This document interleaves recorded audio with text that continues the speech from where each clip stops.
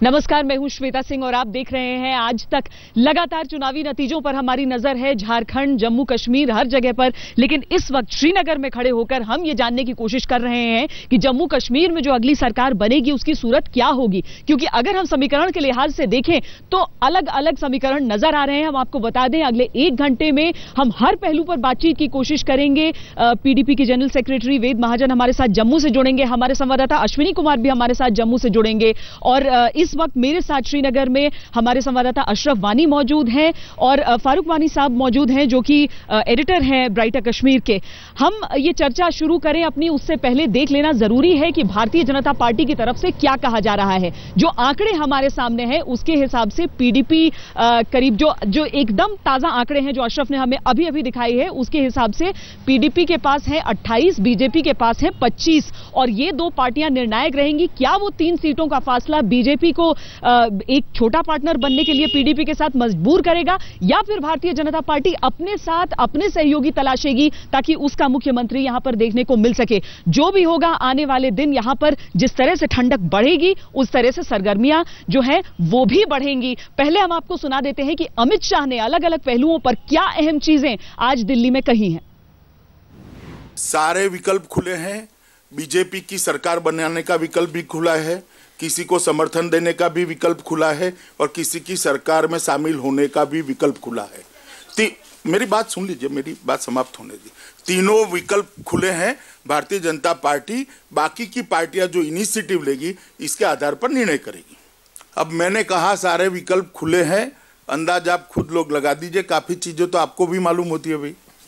नहीं, भारतीय जनता पार्टी लोकतांत्रिक प्रक्रिया आगे बढ़े उसके पक्ष में है। हम जरूर चाहेंगे कि पॉपुलर गवर्नमेंट जम्मू कश्मीर में बने। तो अमित शाह ने जो चीजें कही हैं, जो बातें कही हैं महत्वपूर्ण, वो सारी चीजें हमारे सामने हैं। लेकिन पीडीपी की तरफ से क्या कहा जा रहा है? दरअसल सुबह से ही मैंने अलग अलग नेताओं से बातचीत करने की कोशिश की है। जो प्रवक्ता हैं वो भी कुछ कहने से बच रहे हैं, लेकिन अपनी तरफ से नरेंद्र मोदी की तारीफ में बहुत खुले तौर पर आते हैं। बीजेपी का समर्थन लेंगे या नहीं, साथ लेंगे या नहीं, इस चीज पर बात को दाएं बाएं कर देते हैं। तो पीडीपी के नेताओं के अलग अलग बयान हम आपको सुनाते हैं। मोदी साहब जो एक फिनोमेनन है, he is not just an ordinary prime minister. Modi का करिश्मा काम कर रहा है यहाँ पर, जो भी जितनी बिल्कुल कर रहा है। तो इसलिए कांग्रेस के लिए इतनी सीटें लाना भी जो है वो मुबारक देता हूँ उनको। बहुत मुश्किल था कांग्रेस के लिए यहाँ सीटें लेना, तो ये बड़ा कमाल है। अगर वो 15 सीटें ले जाए तो खुश हो, तो मैं समझता हूँ कि वो बड़े खुश होने चाहिए। बीजेपी वाले माने या ना माने, लेकिन बीजेपी की जो इस वक्त पॉपुलैरिटी जम्मू में है वो मोदी साहब की वजह से है। और क्योंकि मोदी साहब के बारे में एक तस्वर एक है, लोगों के बारे में, उनके बारे में एक प्रोपेगेंडा हुआ है सारे देश में कि वो मुसलमानों के खिलाफ है, 370 के खिलाफ है। फिलहाल यही है। मैं समझता हूँ कि हिंदुस्तान के जो प्राइम मिनिस्टर हैं कोई भी, वो कभी मुसलमानों के दुश्मन नहीं थे। मेरे ख्याल में एक हिस्टोरिक अपॉर्चुनिटी बन रही है सारे मुल्क के लिए कि दिल्ली में एक स्थिर सरकार है बीजेपी की जो कोई भी फैसला लेने में सक्षम है, और जम्मू कश्मीर में एक ऐसे लीडर आ रहे हैं जिन्होंने 2002 में दिखाया कि वो 16 सीटें लेके उन्होंने वाजपेयी से मिलके एक नया एक हिस्टोरिक चैप्टर खोला। तो वो एंगेजमेंट हो सकता है repeat between Mr Modi and Mufti Mohammad Sayeed. अगर वो हो सकता है तो मेरे ख्याल में इससे बढ़कर कोई और। तो पीडीपी के बयान आपने सुने। हमारे साथ दिल्ली से संबित पात्रा जी भी जुड़े हुए हैं। संबित पात्रा जी, जो पीडीपी के साथ आने की कोशिश करता है वो तो खुले तौर पर उन्हें निमंत्रण दे रहा है। भारतीय जनता पार्टी को फीलर्स मिल रहे हैं या नहीं? देखिए, भारतीय जनता पार्टी का रुख जो है बड़े साफ तरीके से अभी आदरणीय अमित शाह जी ने रखा है। उन्होंने कहा कि all the options are open, तमाम ऑप्शंस खुले हुए हैं। या तो हम अपना सपोर्ट एक्सटेंड किसी को करें या हमें कोई समर्थन दे। और जब उनसे स्पेसिफिकली पूछा गया किस पार्टी के साथ आप ऐसा करेंगे, तो उन्होंने कहा ये निर्णय हमारी कलेक्टिव रिस्पॉन्सिबिलिटी जो पार्लियामेंट्री बोर्ड की होती है वो बैठ के लेगी। तो स्वाभाविक रूप से कल जब पार्लियामेंट्री बोर्ड की बैठक होगी इस पर चर्चा होगा, इस पर चिंतन होगी और आपको बताया जाएगा। नहीं, मैं तो बीजेपी का रुख नहीं पूछ रही थी, मैं पूछ रही थी कि आपको फीलर्स मिल गए हैं क्या? आपको लोग आगे हाथ बढ़ा दिया है मिलाने के लिए? देखिए, एकदम यही सवाल अमित शाह जी के प्रेस कॉन्फ्रेंस में पूछा गया था और आपने भी जवाब सुना होगा। अमित शाह जी ने पूछा था, क्या उन पार्टियों ने आपको टेलीफोन किया है कि हमें फिलर्स भेजा गया है? तो स्वाभाविक रूप से किसी प्रकार का फिलर अगर आता तो हम आपको बताते। जो विषय है ये खुले में चर्चा का नहीं है, ये पार्टी का जो फोरम होता है डिस्कशन का, उसमें फोरम में डिस्कशन होगा। तो कल पत्रकारों की आदत है, छोड़िए संबित जी, हम आगे आपसे एक बार फिर कोशिश करेंगे इस पर जानने की, बात करने की। लेकिन इस वक्त जो जम्मू कश्मीर में चल रहा है, पीर पंजाल की पहाड़ियां अगर हैं, दोनों तरफ शायद तापमान में कुछ डिग्रीज का फर्क हो, लेकिन जो तेवर है उसमें बहुत ज्यादा फर्क नजर आ गया है। उमर अब्दुल्ला बार बाल बचे हैं यहाँ पर। तो उमर अब्दुल्ला ऐसा हो गया कि लोगों ने रिजेक्ट किया, उन्होंने मैंडेट नहीं दे दिया। कि उमर अब्दुल्ला कल खुद भी बोल रहे हैं कि मुझको 2-3 बातों का बहुत रिग्रेट है, जैसे कि 2010 की अपराइजिंग थी, उसके बाद फ्लड्स था, उसके बाद वो था कि मतलब जो हमारा ये अफजल गुरु का मसला था, उसकी वजह से लोग हमको बहुत लग रहा है कि लोग हमको मैंडेट कम दे दे। लेकिन तब भी वो हम ये मानते हैं कि लोगों ने उनको मैंडेट इसलिए नहीं दिया कि उनकी बहुत नाराजगी थी उमर के साथ। तो आज की डेट में ये लगा कि पीडीपी को उन्होंने बड़ा चुना कि उनको मैंडेट दे दिया। पीडीपी के पास 28 सीटें आ गई है, जो कि जम्मू में तो रिवर्स हो गया, बीजेपी के पास 25 सीटें है। लेकिन अब ये लगता है कि हो सकता है कि ऑप्शन खुले हैं कि कौन किसके साथ जाएगा। मेरी पिछली बारी में ऐसा हो गया कि कांग्रेस और पीडीपी का मतलब साथ रहा है, हो सकता है इस बारी भी ऐसा हो जाए। लेकिन कल तो उमर साहब ने खुद ये ऐलान भी कर दिया कि हम कल मतलब पीडीपी के साथ कोई अलायंस नहीं करेंगे। फारूक वानी साहब, आपने काफी यहाँ पर राजनीति कवर की, उमर अब्दुल्ला का खास तौर से जिस तरह से सारा उनका कैंपेन रहा था वो आपने कवर किया था। अशरफ, ये जो इलाका है जहाँ पर हम खड़े हैं इस वक्त, राजबाग का इलाका है, फ्लड से जब यहाँ पर जब असर पड़ा था पूरे जम्मू कश्मीर पर, तो ये इलाका बहुत ज्यादा उसने त्रासदी झेली थी। पुल के उस पार वो इलाका है जहां पर सोनावार से हार गए हैं उमर अब्दुल्ला। वो गुस्सा, वो मिसमैनेजमेंट के खिलाफ गुस्सा ज्यादा था, या फिर जिस तरह से कुछ पार्टियां कह रही हैं कि ये तो पोलराइजेशन हो गया है पूरे जम्मू कश्मीर? जहां तक श्वेता श्रीनगर की बात करें तो श्रीनगर एक गढ़ माना जाता है नेशनल कॉन्फ्रेंस का, क्योंकि पिछले जितने भी चुनाव हुए हैं 8 सीटें जो श्रीनगर की हैं उनमें से अधिकतर सीटें जो हैं या 8 की 8 जो है नेशनल कॉन्फ्रेंस को जाती थी। 2008 के चुनाव में भी वो हुआ था। लेकिन अब की बार पहली बार पीडीपी ने श्रीनगर शहर में नेशनल कॉन्फ्रेंस की जो लोकप्रियता है उसमें सींध लगाई है। उनमें से ये सीट भी है। जाहिर है क्योंकि जिस अंदाज से पहले दिन लग रहा था कि जो बाढ़ प्रभावित इलाके हैं उनमें सरकार काम करेगी, लेकिन 3-4 महीने के भीतर भी ऐसा कुछ हुआ नहीं। जो बाढ़ प्रभावित लोग हैं उनका कुछ सुधरा नहीं। वो अभी भी आप हालत देख रहे हैं हर तरफ किस तरह से अभी भी लोग बिखरे हुए हैं, घरों के अंदर रहने के काबिल नहीं है। कुछ लोग जम्मू गए हैं जो अफोर्ड नहीं कर सकते हैं घरों से बाहर जाना, वो इसी तरह इसी मुश्किल हालात में रह रहे हैं। तो कहीं ना कहीं पीडीपी के लिए, अगर हम जम्मू कश्मीर की राजनीति में कश्मीर की राजनीति देखें तो पीडीपी को कहीं ना कहीं इस बात से काफ़ी खुशी होगी कि कहीं ना कहीं श्रीनगर में भी अब उन्होंने अपने पैर जमाए हैं। वरना उन्हें साउथ कश्मीर की पार्टी माना जाता था क्योंकि महबूबा मुफ्ती और मुफ्ती मोहम्मद सईद उसी इलाके से आते हैं। उन्होंने न सिर्फ श्रीनगर में बल्कि नॉर्थ कश्मीर जो कुपवाड़ा और बारामूला का इलाका है वहां पर भी कुछ सीटें जीतकर कहीं ना कहीं अपनी पेट अब मजबूत कर दी है, खासतौर से कश्मीर घाटी में। चलिए, अलग अलग पार्टियों का रुख अपनी जगह है, लेकिन कांग्रेस पार्टी सीटों की गिनती उस वक्त ये भी लग रहा था कि पता नहीं कितनी सीटें किसे मिलेंगी, क्योंकि रुझान ही आ रहे थे। लेकिन उसी वक्त गुलाम नबी आजाद ने अपनी तरफ से अपना न्योता तो सामने रख दिया था। कांग्रेस पार्टी ने अलायंस किया है पीडीपी के साथ भी, कांग्रेस पार्टी ने अलायंस किया है नेशनल कॉन्फ्रेंस के साथ। और मैं बार बार इलेक्शन में कहता था कि जम्मू कश्मीर में अलायंस वाला सिलसिला अभी कुछ साल रहेगा।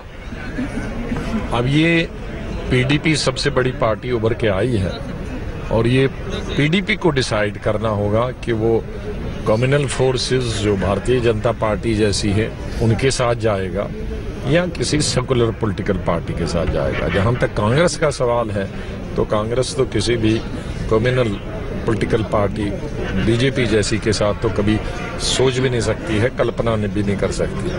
अब ये पीडीपी लीडरशिप को डिसाइड करना है कि वो किसके साथ जाए। कांग्रेस का रुख, बीजेपी का रुख, सबका हमने आपको दिखाया। पीडीपी की तरफ से भी जो बातें कही जा रही हैं, और अश्विनी कुमार हमारे साथ जुड़ रहे हैं जम्मू से। अश्विनी के साथ वेद महाजन जी हैं, पीडीपी के महासचिव हैं।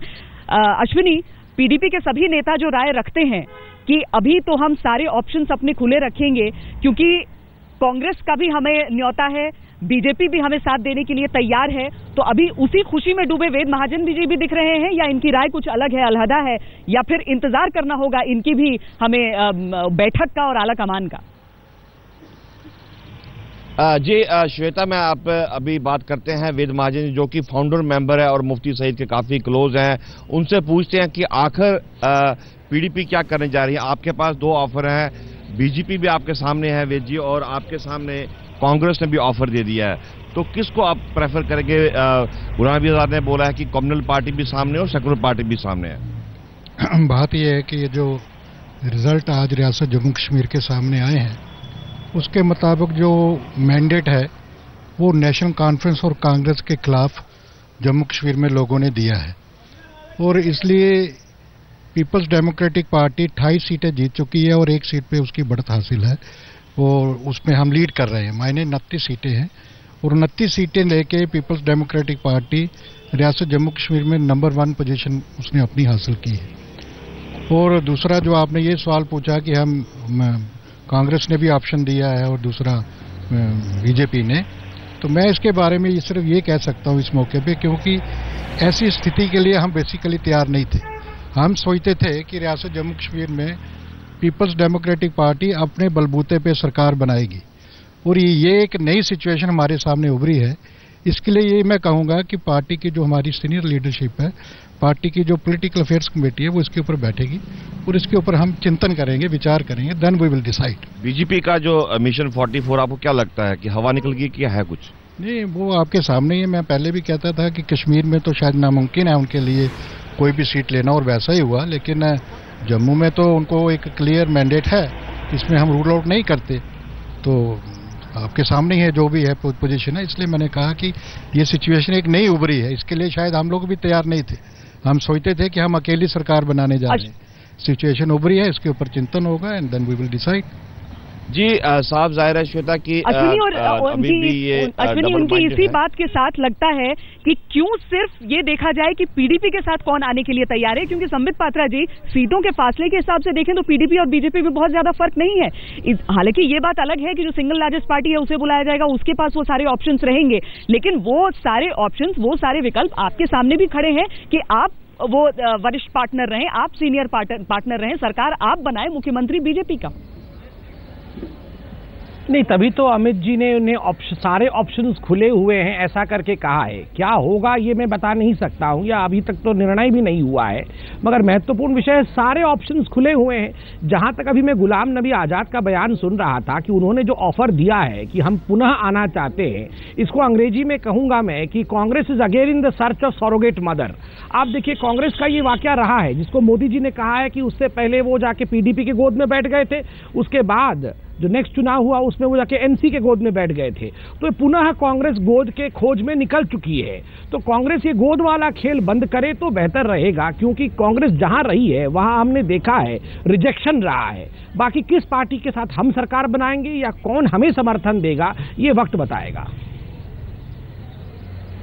वाकई जिस तरह से यहाँ पर नतीजे आए हैं उसमें हम एक मैंडेट अगर देख रहे हैं सरकार जो बाहर जा रही है उसके खिलाफ, तो वो सिर्फ नेशनल कॉन्फ्रेंस नहीं है, वो कांग्रेस भी है। अगर कांग्रेस के साथ पीडीपी मिलती है या फिर भारतीय जनता, जिस तरीके से कांग्रेस ने अपनी तरफ से उन्हें ऑफर कर दिया है कि हम सपोर्ट देने को तैयार, हम दोबारा सरकार में आने के लिए तैयार हैं, तो क्या ये लोगों के साथ धोखा नहीं हो? धोखा तो नहीं, मतलब फिलहाल इस वक्त लोग ये चाहते हैं कि डेवलपमेंट हो जाए। तो डेवलपमेंट और यहाँ पे डेवलपमेंट और ये अनएम्प्लॉयमेंट जो बहुत बड़ा मुद्दा है यहाँ पे, तो लोग ये, मतलब मेरे को नहीं लगता है कि लोग इसकी तरफ तवज्जो देंगे। लेकिन फिलहाल तो ये चाहते हैं कि गवर्नमेंट किसी बने। अभी जो पीडीपी हो सकता है, पीडीपी को कांग्रेस साथ दे दे, तो लेकिन उस सूरत में अगर गवर्नमेंट बनती है तो मैं ये नहीं मानता हूँ कि धोखा हो सकता है। लेकिन लोगों को मेन मुद्दा इस वक्त है, लोगों का मेन मुद्दा डेवलपमेंट और बेरोजगारी का बहुत जबरदस्त यहाँ पे मसला है। इसलिए यहाँ पे अगर ये मसला दूर हो जाता है तो बहुत लोगों को बहुत राहत मिलती है इसकी वजह से। दरअसल ये त्रासदी है कि जब भी जम्मू कश्मीर के बारे में सोचा जाता है, बाकी का देश ये सोच लेता है कि जो बॉर्डर की समस्या है वो हल होना, लेकिन यहाँ पर भी तो आए दिन की समस्याएं हैं। सिर्फ बाढ़ का पानी नहीं है, बल्कि उससे पहले जो बुनियादी सुविधाएं हैं, बिजली, पानी, सड़क, इस तरह की चीजें जम्मू कश्मीर के लिए भी मुद्दा है। शायद उसे एड्रेस करने में सारी राजनीतिक पार्टियां विफल होती रहती हैं, इसीलिए हम ऐसा टूटा फूटा मैंडेट देखते हैं। बिल्कुल श्वेता, दरअसल देखें तो अगर कहीं ना कहीं कश्मीर की बात करें या जम्मू कश्मीर की बात करें, इसको इस नजर से नहीं देखा जाता है, देश की नजर से देखा जाता है कि यहाँ पर जिस अंदाज से पाकिस्तान की तरफ से बार बार यहाँ पर जो कोशिशें हो रही हैं, जिस अंदाज से पिछले 30 साल से लोगों ने यहाँ पर आतंकवाद झेला है, 25 साल से, तो उस बीच पीडीपी ने पहले ही ये कहा था, भले से वो अगर कांग्रेस से मिलकर भी सरकार बनाए लेकिन उन्हें बीजेपी का आशीर्वाद मिले। तो जब नरेंद्र मोदी जी भी कश्मीर आए थे तो तब एक महत्वपूर्ण बात पीडीपी ने की थी कि पीडीपी के 3 सांसद जो थे वो उनको गए थे, कहा था कि आप बाढ़ वहाँ ग्रस्त इलाका है, आप आइए। तो अब पार्टी लेवल और पॉलिटिक्स से ऊपर उठकर तो कहीं ना कहीं जो है जम्मू कश्मीर की जो अब नई सरकार बनने जा रही है, उस सरकार में खास तौर से बड़ी भूमिका बनती है राष्ट्रीय दलों की, बीजेपी की और कांग्रेस की, कि वो एक ऐसी सरकार का गठन को सहयोग दें जो सरकार जम्मू कश्मीर में बने, बाढ़ के हालात से निपटे, कश्मीर में जो आतंकवाद के हालात हैं उससे निपटे, और कहीं ना कहीं कश्मीर के लोगों को जिस अंदाज से जो दूरी रही है दिल्ली से, उससे जोड़ने में एक पुल का काम करें। क्योंकि जिस तरह से लोग बड़ी तादाद में निकल कर आए थे वोट देने के लिए, हर बार ये कहा गया ऐतिहासिक इस लिहाज से कि लोगों ने बंदूक हो या फिर अलगाववाद हो, उसे नकार कर ऐतिहासिक प्रतिशत हमें नजर आए अलग अलग दौर में मतदान के। कुल मिलाकर 66% लोग अपने घरों से निकले थे अपना वोट डालने के लिए। जब हमारे सामने नतीजा है तो वो तस्वीर कुछ और है। अभी तक अगर हम सही मायने में कहें तो कुछ भी पक्का नहीं कहा जा सकता है कि कौन सी ऐसी पार्टी है जो इस दफा जो सरकार का गठन होगा उसमें नहीं रहेगी। लेकिन अमित शाह को इस बात पर जरूर खुशी थी कि कांग्रेस मुक्त भारत का जो उन्होंने सपना देखा था, मुमकिन है झारखंड और जम्मू कश्मीर में जो नतीजा आया है उसके जरिए वो एक कदम और आगे बढ़े। जहां तक कांग्रेस का सवाल है, ये चारों राज्यों में कांग्रेस या तो तीसरे नंबर पर या तो चौथे नंबर पर चली गई है। सही मानों में कांग्रेस मुक्त भारत का अभियान हमारा सफलता के साथ आगे बढ़ रहा है और मैं आशा करता हूं कि आने वाले दिनों में भी ये कांग्रेस मुक्त भारत का अभियान बहुत आगे तक जाए। ये अमित शाह की बात थी। दूसरी तरफ है नरेंद्र मोदी जी, जिन्होंने जब भी जैसे महाराष्ट्र चुनाव हुए थे उस वक्त शिवसेना के खिलाफ कुछ नहीं कहा था, उन्होंने एनसीपी के खिलाफ कहा था। एनसीपी ने चुनाव के बाद उन्हें समर्थन देने की कोशिश भी की लेकिन उनका साथ नहीं लिया। यहां पर स्थिति पेचीदा है, हम आगे आएंगे इस चीज पर। लेकिन इस वक्त राम माधव जी हमारे साथ फोन लाइन पर जुड़ चुके हैं। राम माधव जी, जिस तरीके से भारतीय जनता पार्टी ने पहली बार हर एक सीट पर यहां पर चुनाव लड़ा है, उस हिसाब से ये सफलता, भले ही आपको घाटी में सफलता नहीं मिली है, ये सफलता जो जितनी सीटें करीब 25 में नजर आ रही हैं, वो आपके लिए क्या मायने रखती? नहीं, हमारा इस समय जम्मू कश्मीर राज्य में जो इस चुनाव में हमारा परफॉर्मेंस रहा है वह एक प्रकार से अभूतपूर्व है। स्वर्गीय श्यामा प्रसाद मुखर्जी के लिए हमारा वो ट्रिब्यूट है।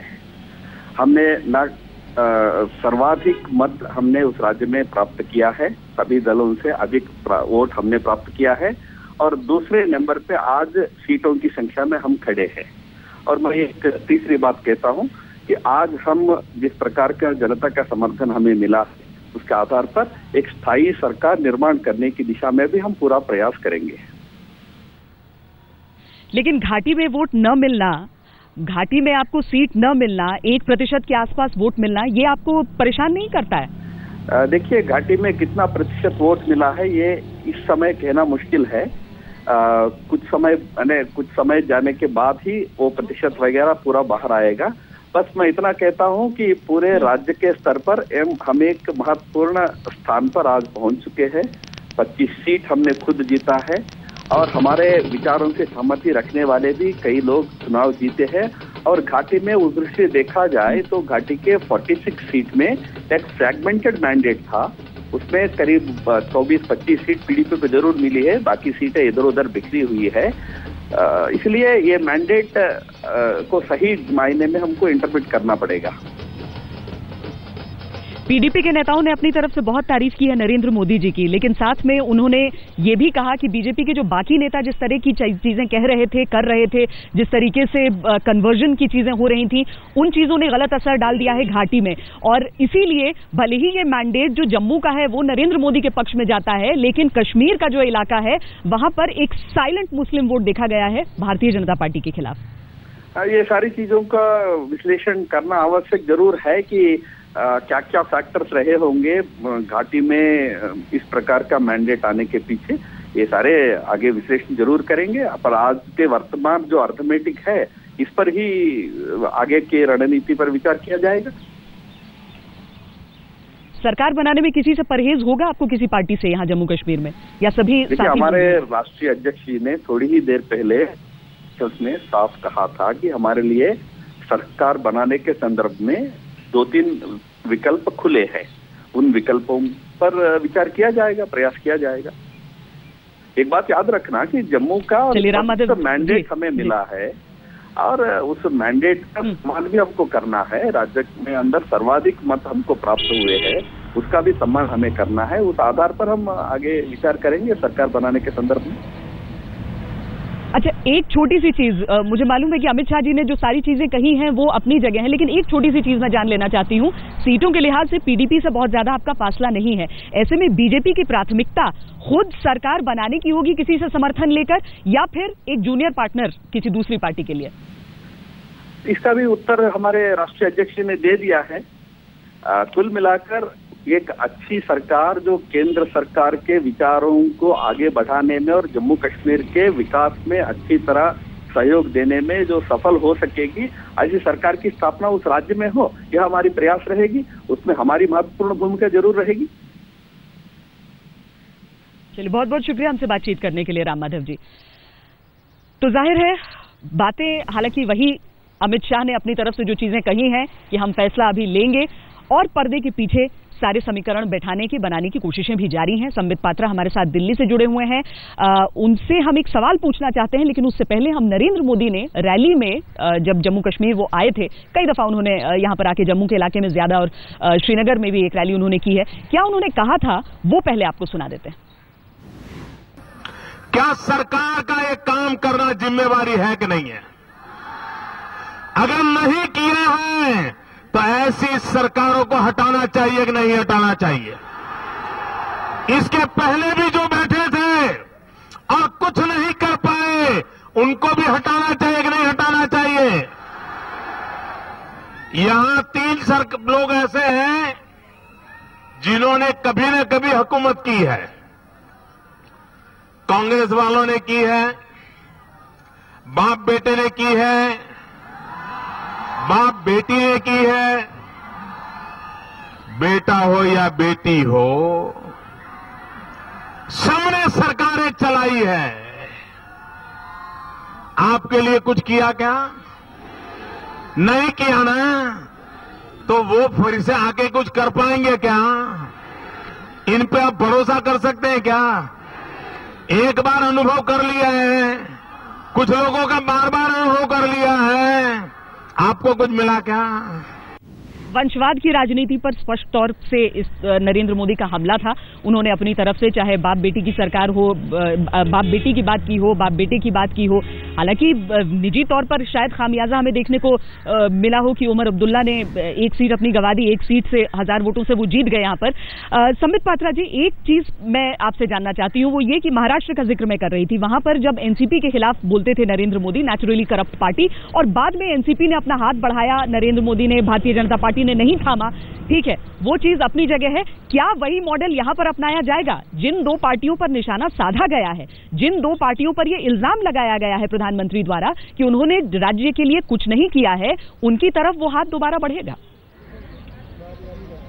देखिए, एक बहुत महत्वपूर्ण विषय यहाँ समझना है। जहाँ तक जम्मू कश्मीर और झारखंड का सवाल है, आप अगर आंकड़ों को देखेंगे तो आप पाएंगे कि जम्मू कश्मीर और झारखंड दोनों ही सबसे अलग तरीके से पिछड़े हुए राज्य हैं। झारखंड में स्टेबिलिटी नहीं रही तो वो पिछड़ा हुआ रहा, और जम्मू कश्मीर में अपने कारणों के कारण से जम्मू कश्मीर में एक स्टेबल सरकार हो और वहाँ डेवलपमेंट हो, जिससे कि सेपरेटिस्ट वहाँ हावी ना हो, ये सबसे महत्वपूर्ण विषय है। इसलिए नेशनल इंटरेस्ट में, राष्ट्र के हित में ये होगा कि एक पॉपुलर पॉपुलर गवर्नमेंट वहां बने, ना कि हम अपने अहंकार की लड़ाई में वहां सरकार बनने ना दें।